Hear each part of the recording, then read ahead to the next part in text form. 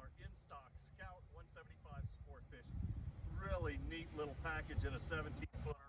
Lots of seating in it, lots of room for fishing for a 17-footer. You're going to get on board and you're going to go, wow, this has got a lot of space for a little 17. 90 horsepower, 4-stroke Yamaha in here, 2 aft jump seats, reversible captain's chair so you can use it to sit down or you can use it as a leaning post. Bimini top, heavy duty hardware. No little plastic junker hardware on the Scout boats. It's always heavy duty.